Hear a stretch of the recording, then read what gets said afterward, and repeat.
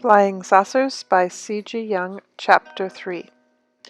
UFOs in Modern Painting. Whilst I was collecting the material for this essay, I happened to come across the work of a painter who, profoundly disturbed by the way things were going in the world today, has given expression to the fundamental fear of our age, the catastrophic outbreak of destructive forces which everyone dreads. It is indeed a law of painting to give visible shape to the dominant trends of the age, and for some time now painters have taken their subject the disintegration of forms and the quote, breaking of tables, unquote, creating paintings which abstractly detach from meaning and feeling alike, are distinguished by their quote-unquote meaninglessness, as much as by their deliberate aloofness from the spectator. These painters have immersed themselves in the destructive element and have created a new conception of beauty, one that delights in the alienation and of meaning and of feeling. Everything consists of debris, unorganized fragments, holes, distortions, overlappings, infantilisms,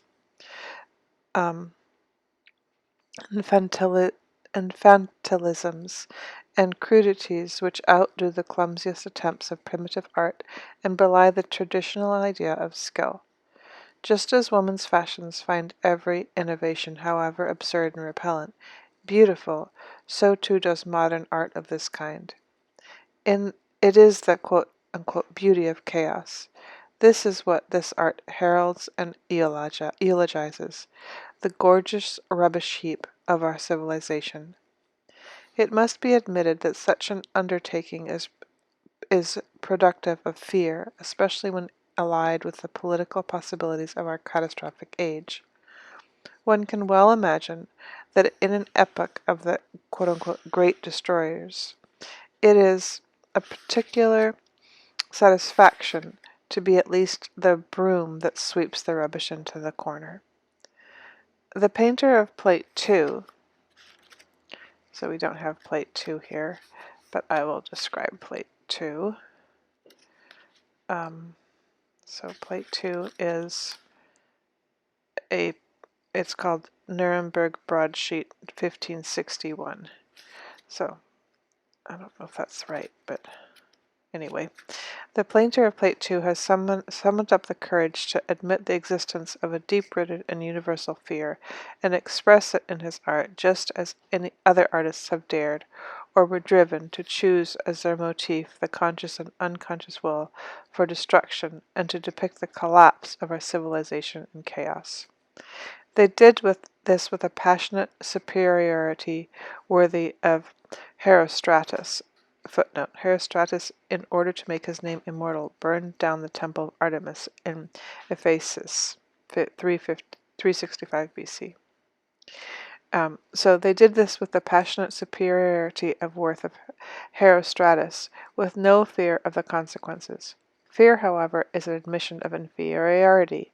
It shrinks back from chaos and longs for solid, tangible reality, for the continuity of what has been, for meaning and purpose, in a word, for civilization.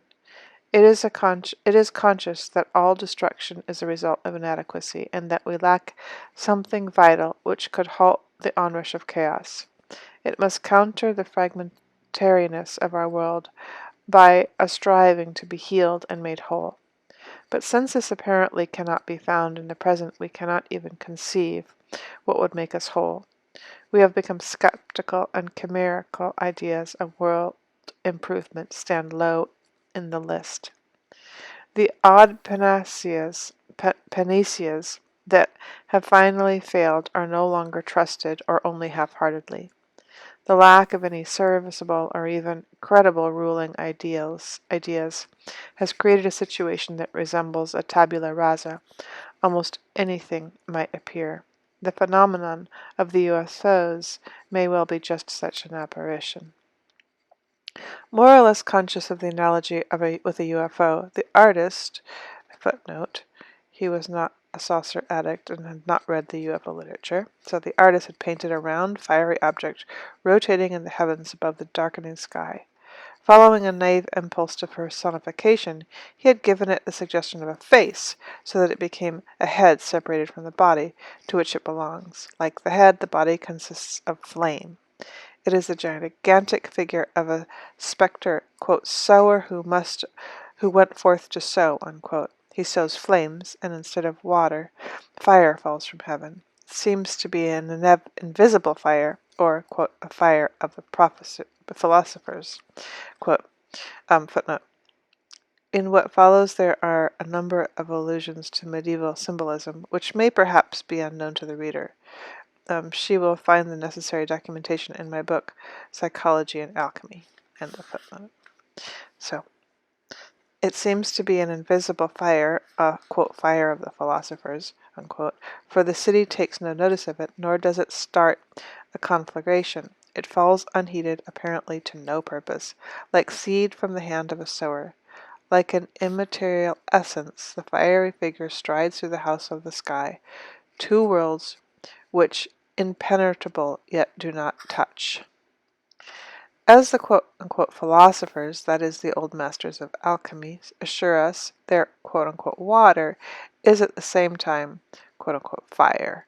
Their Mercurius is a hermaphroditus and duplex, a complexio oppositorium, the messenger of the gods, the one and all. He is moreover a Hermes Catachthonius, subterranean Mercurius, a spirit emanating from the earth, shining bright and burning hot, heavier than metal and lighter than air, serpent and eagle at once, poisonous and alexipharmic. He is the panacea itself and the elixir of life, but on the other hand he is the deadly danger for the ignorant. He is a deadly danger for the ignorant. For the educated person of these days who studied the philosophy of alchemy as part of her general equipment, it was a real religio medici, this figure of the fire sower, who would have been full of illusions, and she would have no difficulty in assimilating it to her stock of knowledge. For us, however, it is a disconcerting oddity, and we look round in vain for anything to compare it with, because what the conscious mind thinks is so utterly different from what the unconscious is aiming at. The picture illustrates the incommensurable nature of two worlds which interpenetrate but do not touch. One could compare it to a dream that is trying to tell the dreamer that her consciousness lives in the dully rational world, while all the time she is confronted with the nocturnal phantom of Homo Maximus. Understood as a subjective reflex, the giant figure could be taken as a kind of psychological spectre of the Brocken. In that case, one would have to posit a repressed megalomania from which the artist himself is afraid. The whole thing would be then shifting on to a psychological plane, and would be nothing more than a neurotic self-confession slowly insinuated into the picture. The frightening spectacle of the apocalyptic world situation would be reduced to a personal, egocentric fear, which everyone feels who nurses a secret megalomania, the fear that one's imagined grandeur will come to grief on colliding with reality. The tragedy of the world would be turned into a comedy of a little cock of the dunghill. We know only too well that such jokes occur all too frequently.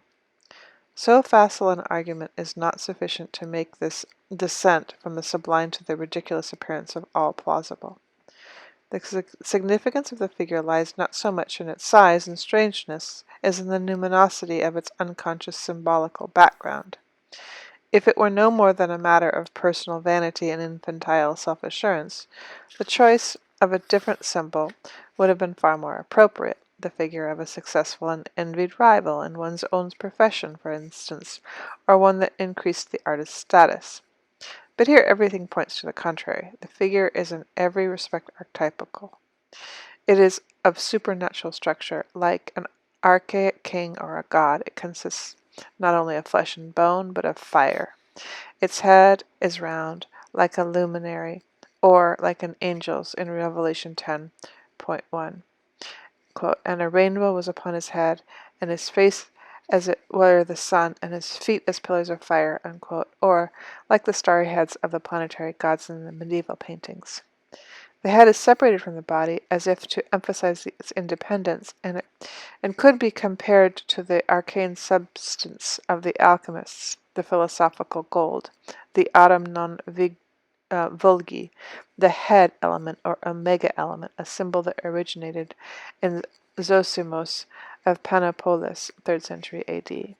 The spirit is a wanderer who roams over the earth, sowing fiery giants, like those gods and godmen who wander around and do miracles, whether of destruction or of healing. Psalm 104.4 likens God's ministers to a flaming fire. God himself is a consuming fire. Fire signifies the intensity of affect and is the symbol of the Holy Ghost, who came down in the form of tongues of fire. Characteristics of this fire-sowing figure are all steeped more or less conscious allusion to some of them conscious and biblical, throws light on the inner relationship inherited predispositions, the one to reproduce similar because they both spring from the same source. Another picture by the same artist shows a motif in blue and white similar to that of Dream 2. A spring landscape, a blue sky arcing over it, softened by silvery vapors. At one point the thin veil of cloud is pierced by a round opening through which you can see the deep blue of the heavens. To either side of the opening there is a wedge of white cloud so that the whole looks like an eye. Extremely realistic automobiles rush along on the road below. They do not see it, the artist explained to me. In this picture, the UFO is replaced by the traditional eye of God, gazing from heaven. These symbolic ideas are archetypical images that are not derived from recent UFO sightings but always existed. There are historical reports of the same kind from earlier decades and centuries. 30 years ago, before flying saucers were heard of, I myself came across very similar dream visions of, for instance, a multitude of little suns or gold coins falling from the sky, or the figure of a boy whose clothes were made of shining gold circles, or a wanderer in the field of stars, or the rising of a sun-like object, which in the course of the visions developed into a mandala.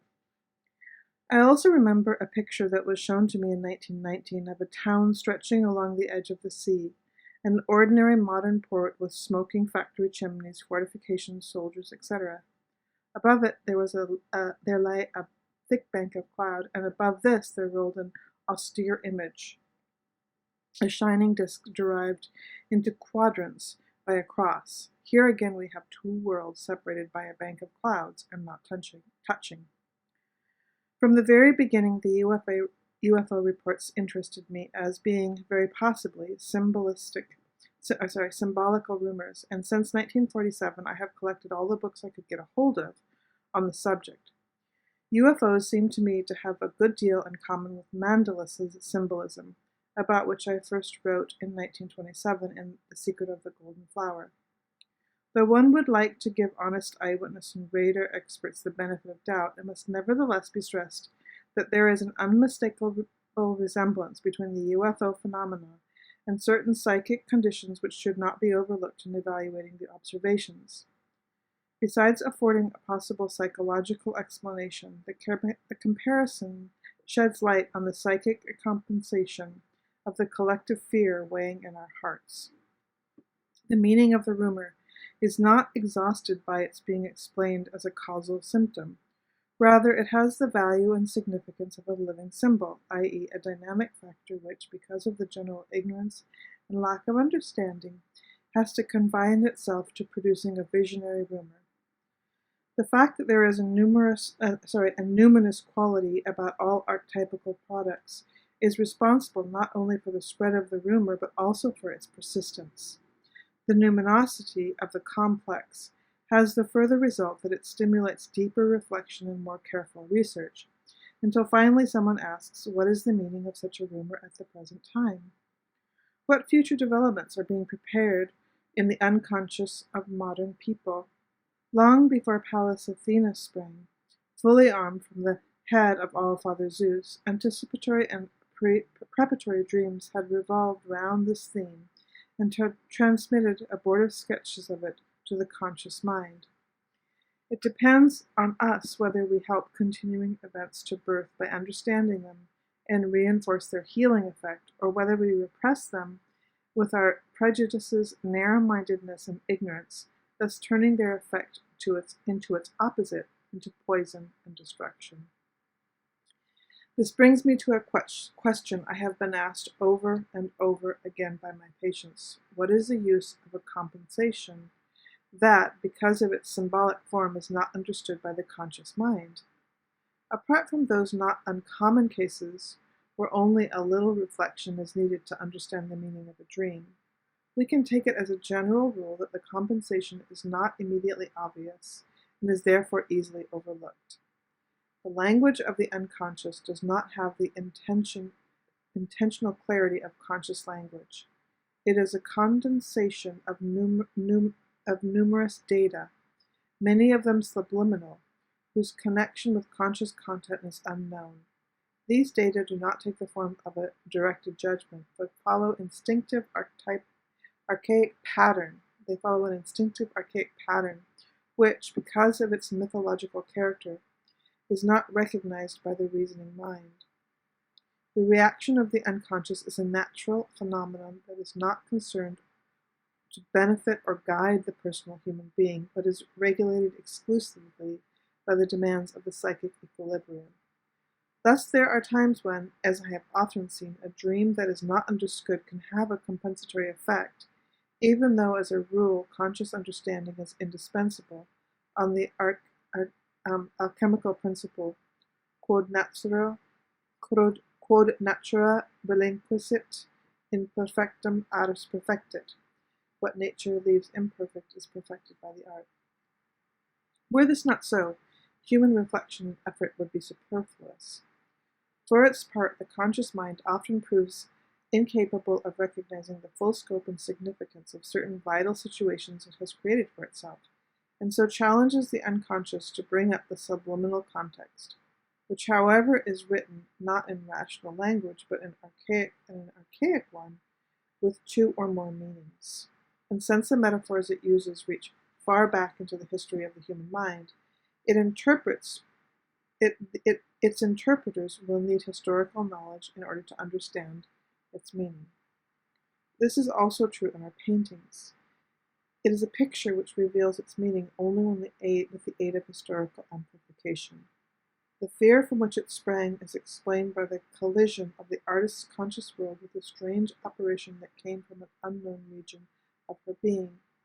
This world being below and above us appears as the unconscious, which aids its subliminal contents to the images we consciously create.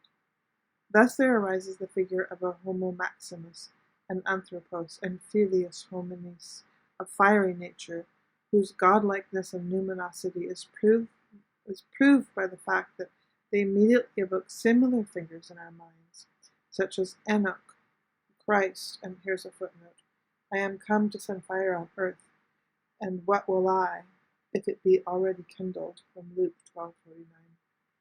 So, or Elijah, or the visions of Daniel and Ezekiel. Since Yahweh's fire chastises, kills, and consumes, the spectator is also at liberty to think of Jacob's Boam's wrath fire, which contains hell itself, together with Lucifer. The scattered flames could therefore signify the enthusiasm of the Holy Ghost, as well as the fire of evil passions. In other words, the extremes of emotion and effect, which human nature is capable of, but which in ordinary life are prohibited, suppressed, hidden, or altogether unconscious. It is probably not without good reason that the name Lucifer applies to both Christ and the devil. The temptation in Matthew 4:3ff describes the split between them, and the fight against the devil and his angels exemplifies the mutual opposition and, at the same time, the inner relationship between the two sides of a moral judgment. An opposition exists only where two principles conflict with one another, and not where there is and the other is not, or where there is only a one-sided dependence, such as when one good has substance but not evil. The fiery figure is ambiguous and therefore unites the opposites. It is a uniting symbol, a totality beyond human consciousness, making whole the fragmentariness of the merely conscious person. It is a bringer of salvation and disaster at once. What it will be, for good or ill, depends on the understanding and ethical decision of the individual. The picture is a kind of message to modern people, admonishing them to meditate on the signs that appear in the heavens, and to interpret them aright. The reflection of the UFO phenomenon in the artist's imagination has produced a picture whose basic features are similar to those already discussed in the dreams. It belongs to another dimension, to a world of gods, that seems to have no connection with our reality. The picture gives one the impression of a vision beheld by one singled out and elect, who was permitted to see what the gods do secretly on earth. The artist's interpretation of the phenomenon is an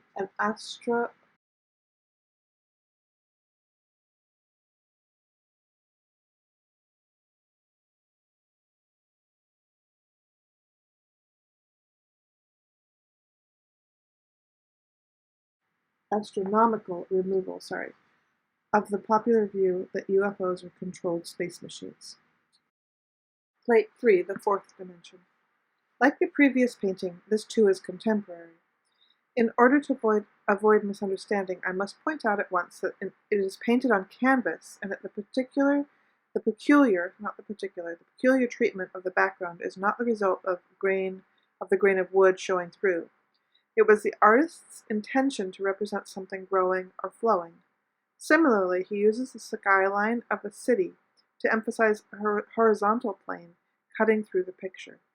Whereas Jacobi contrasts the low-lying city with the spacious night sky, Birkhauser has moved to the horizontal upward to indicate the essence of the background also flows downwards through the depths of the earth. The colors of the city is a soft, dark red. The background is a light, watery, greenish blue sky, streaked with pale yellow and vermilion. In this background, there are 14 more or less distinct circles, 10 of them from the eyes of shadowy faces, half animal, half human. The other 4 look like knots in wood or dark objects floating about with halos around them.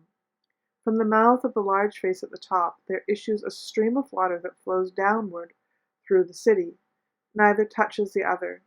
2 incommensurable events are taking place at 2 totally different planes, one vertical, the other horizontal. Since on the horizontal plane there is a 3-dimensional city bathed in a light that shines from the left of the picture and has nothing to do with the background can only be considered a 4th dimension.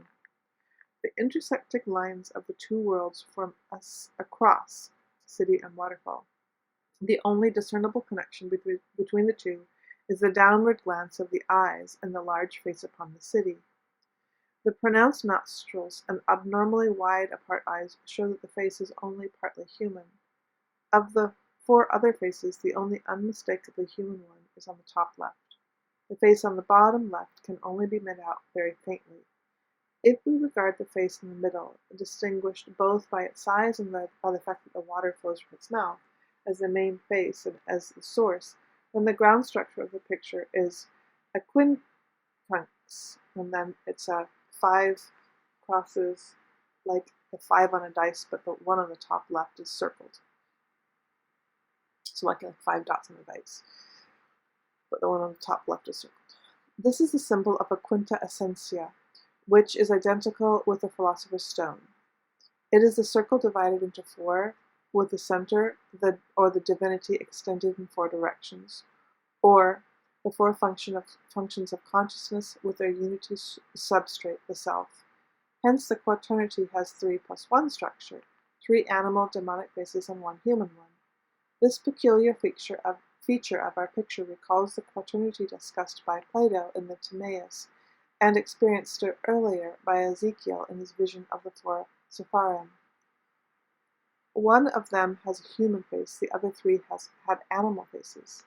The motif appears again in certain representations of the sons of Horus and in the emblems of the evangelist as well as the four Gospels, 3 synoptic, 1 agnostic, and in the 4 persons of the Christian metaphysics, the Trinity and the Devil.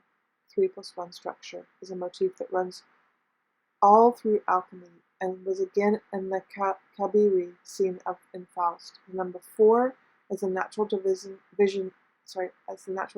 of the circle is a symbol of wholeness in alchemical philosophy, and it should not be forgotten that the central Christian symbol is a quaternity 2, which, in the form of the long cross, even has its 3+1 structure. Footnote. In H. G. Wells' The Time Machine seems to have 3 visible rods, but the 4th has, quote, has an odd twinkling appearance as if it were not real, unquote. End of footnote. This painting, like the previous one, depicts the collision of 2 incommensurable worlds, vertical and horizontal, which meet only at one point, in the sower's intention to scatter fire on the earth and in the downward glance of the eyes. Coming now to the 4 circles, a footnote. In this connection, I would like to draw attention to Van Gogh's Starry Night. There, the stars are painted as large shining discs, though the eyes never sees them like that. Speaking of his picture, Van Gogh used the expression pantheistic frenzy, calling it the remnant of the apocalyptic fantasy, and comparing the starry discs to a group of living figures who were like one of us. The painting is supposed to be derived from a dream. End of footnote. So we start over again. Coming now to the 4 circles, which are not eyes, we notice that only one of them, on the extreme left, is completely round and solid-looking. The circle on the right of the mouth is light with a dark center. A third appears to be emitting a whitish vapor. A 4th circle is half hidden by the flowing water.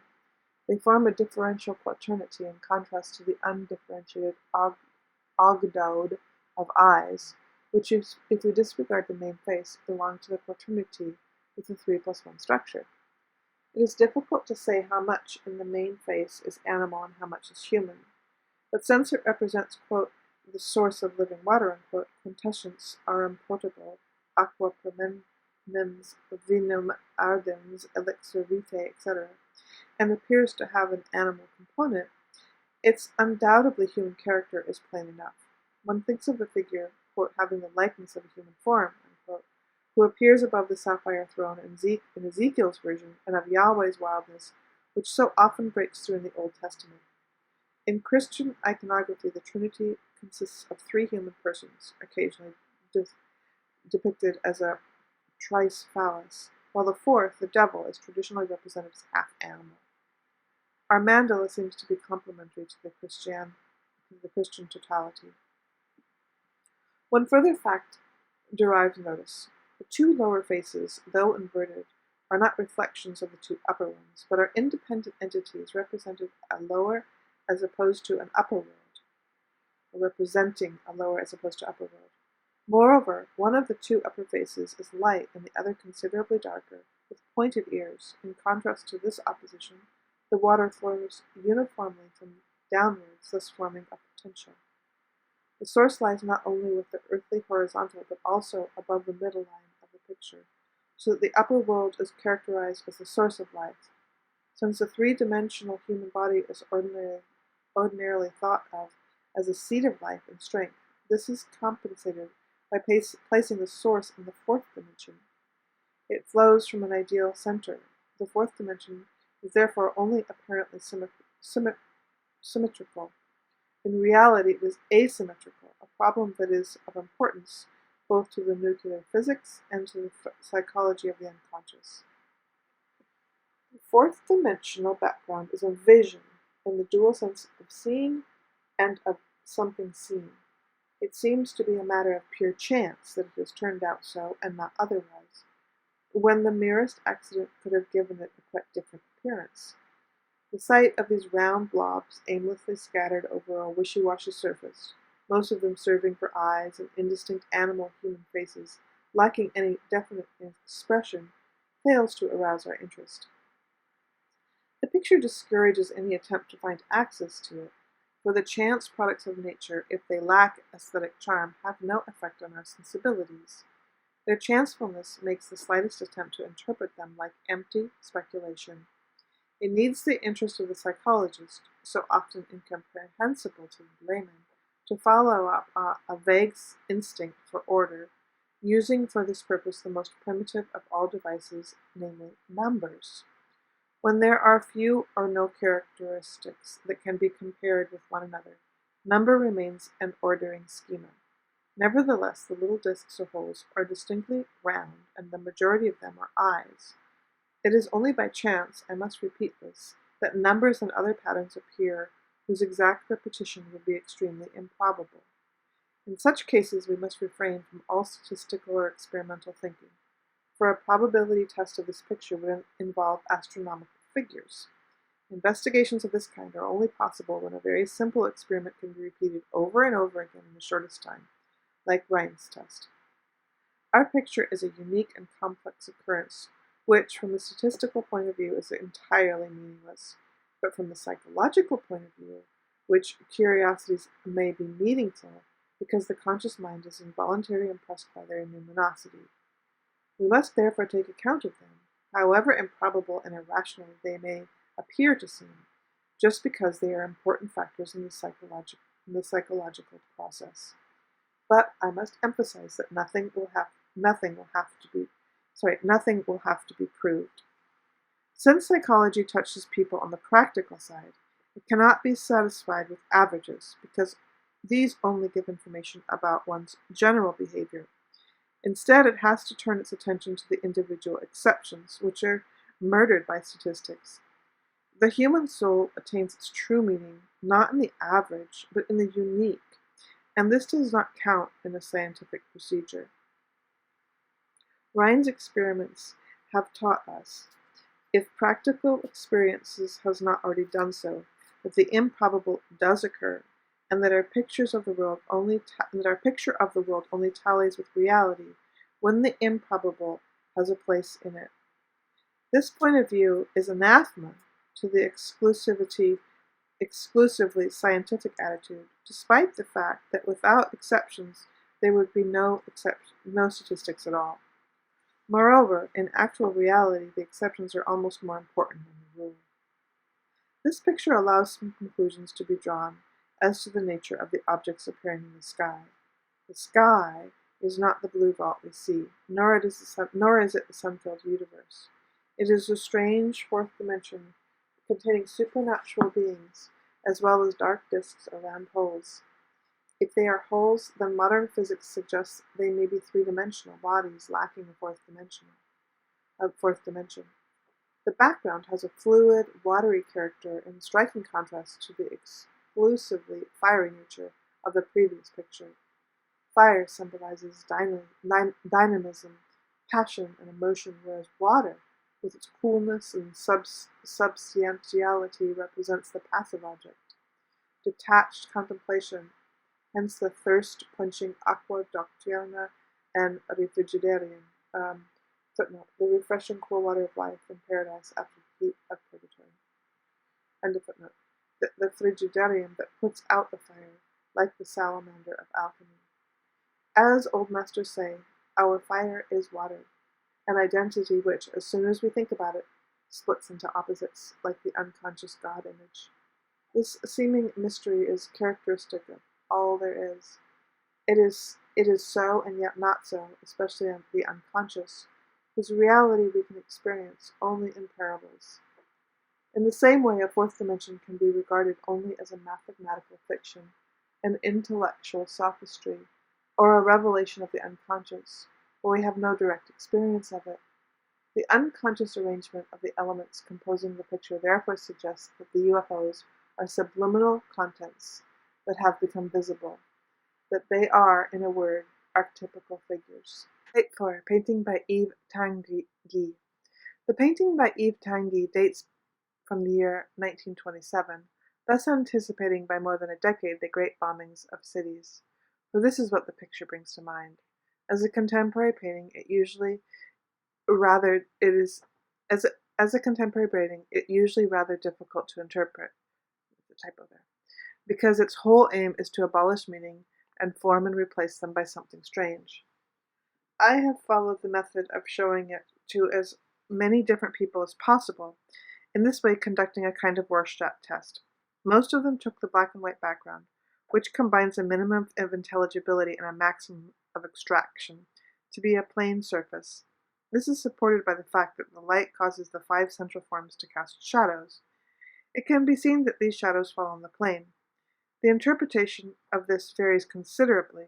Some thought it to be a sea covered with drift ice in the polar night, others a sea of fog at night time, others the bleak surface of a distant planet like Uranus or Neptune's, and others a great city illuminated at night, situated along the edges of bays like San Francisco or New York. The strange quincunx suspended over the city left most of them puzzled. Some interpreted it once as falling bombs and explosions. The form in the middle was taken to be a sea creature, a sea anemone, octopus, etc., or a flower, or else a demonic face with tangled hair looking down to the left. Others saw it as a swirling smoke of great fire. The 4 figures surrounding it were understood as sea animals, puffs of smoke, fungi, or, because of the horns, as devils. The one at the top left, whose vivid yellowish-green contrasts with the dull, intermittent tones of the others, was interpreted as a poisonous smoke, a water plant flame, a house on fire, etc. I must admit that for me, the comparisons with a city at night by the sea, viewed from the considerable height, as from an aeroplane, was the most convincing. The horizon is lost in cloudy forms over which hangs a faint circular luminosity. To the left, there is a dimly lit cloud bank with a question mark, shaped like a cigar. In the center of the brightness there is, as if by accident, a barely visible spot of the same color as the yellowish-green flame, quoted flame, top left of the quincunx. A similar but clearly visible spot can be seen further down, center right, and directly above the city. A faint line connects it with another yellowish-green spot, apparently a continuation of the flame. The longish second spot points towards the center of a faintly discernible concentric circles that suggest rotation. It is interesting to note that the first mentioned spot at the top of the picture is also connected with concentric circles. Unfortunately, they cannot be seen in the photograph because it is too dark. They appear only as circular luminosity surrounding the yellowish spot, but can be felt to the touch as lightly raised lines. Probably they were scratched on with a pointed instrument. There can be no doubt about the circular nature, which is certainly apparent in the lower concentric formation. These details seem to be a matter of pure chance, the impression also given by the previous picture. Their fortuitous nature cannot be denied, but they assume a rather different aspect when submitted to a comparative procedure. As if by chance 2 luminous whirls with dark centers and an equally fortuitous cigar flame appear in the night sky, together with a bright spot in a line connecting the second whirl with the flame. One can easily let one's imaginations run and interpret the flame as belonging to a projectile shot out of the whirl, or, as we would now say, from a UFO, for UFOs are said to have incredible tendencies, among other things. Here it is showing fire, as a distinct line connects it with a flame. There are, however, a number of other wavy lines crossing the picture, like highways or boundary lines. Have they anything to do with the phenomenon in the sky? So much in this picture remains conjecture. For instance, the interminable concorporeal shapes, which, together with the flame, form the quaternity with a 3+1 structure. The structure in the middle is equally difficult to interpret, but it is obviously of a different, more nebulous nature, and is thereby distinguished from the others, though, like them, it throws a shadow.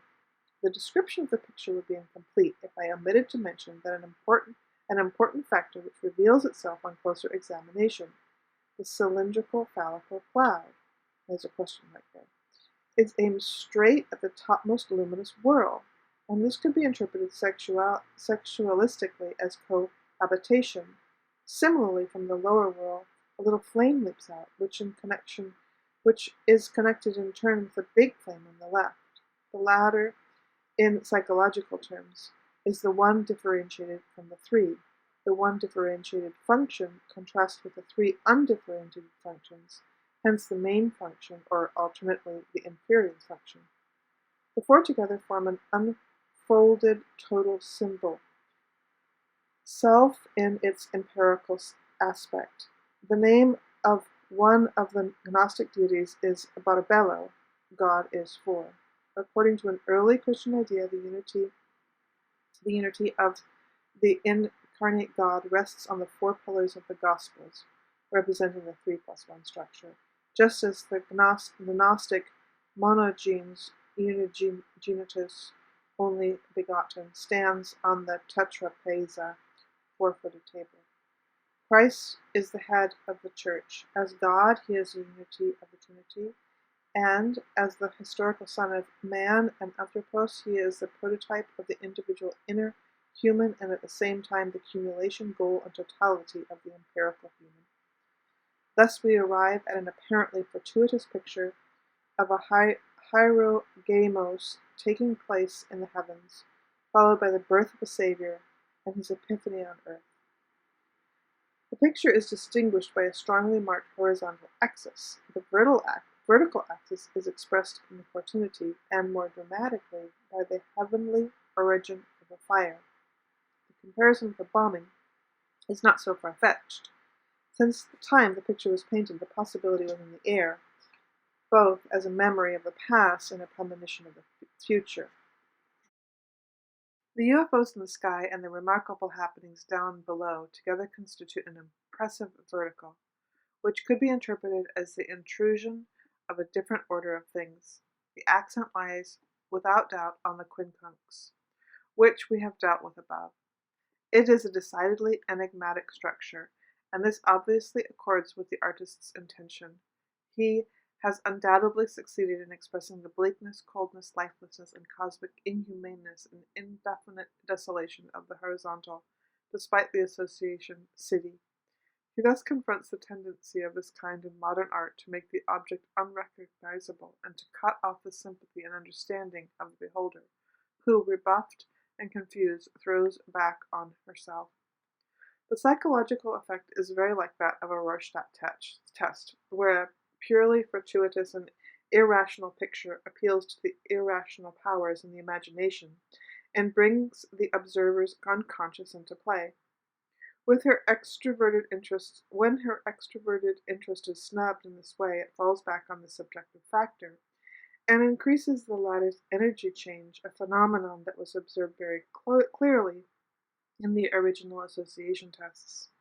The isolated stimulus word uttered by the experimenter bewilders and embarrasses the subject because it may have more than one meaning. She does not quite know what to answer, and this accounts for the extraordinary variety of answers in these tests and, what is more important, for the large number of disturbed reactions. Footnote. Inhibition, swallow, slip to the tongue, subsequent forgetting of the answer, etc. These are all complex indicators. End of footnote. So, large number of disturbed reactions which are caused by the intrusion of the unconscious contents. The rebuffing of interest by intelligibility results in its introversion and a constellation of unconscious.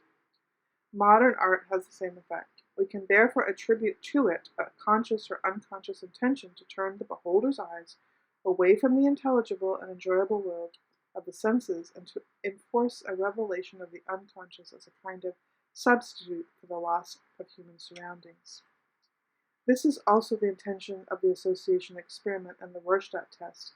They are meant to supply information concerning the background of consciousness, and this they do with a great success. The experimental setup of modern art is evidently the same. It faces the observer with the question, how will you react? What do you think? What kind of fantasy will come up? In other words, modern art is less concerned with the picture it produces than with the observer and her involuntary reactions. She peers at the colors on the canvas, her interest is aroused, but all she can discover is a product that defies human understanding. She feels disappointment, and already she is thrown back on a subjective reaction, which vents itself in all sorts of exclamations. Anyone who knows how to interpret these will learn a lot about the subjective disposition of the observer, but next to nothing about the painting as such. For her, it is no more than a psychological test. This may sound disparaging, but only for those who regard the subjective factor merely as a source of discomfort. But if they are interested in their own psyches, they will try to submit their constellated complexes to closer scrutiny. Since even the boldest fantasy of the creative artist, however much it may exceed the bounds of intelligibility, is always bounded by the limits of the psyche itself, there may easily appear in the pictures unknown forms which indicate certain limiting and predetermined factors. These, in Tanguay's picture, are the quincunx, the core Trinity with the 3+1 structure, and the signs in the heavens, and the circles in the cigar form, in a word, the archetypes. In its attempt to leave the world of visible and intelligible appearances and to float in the boundlessness of chaos, modern art, to a still degree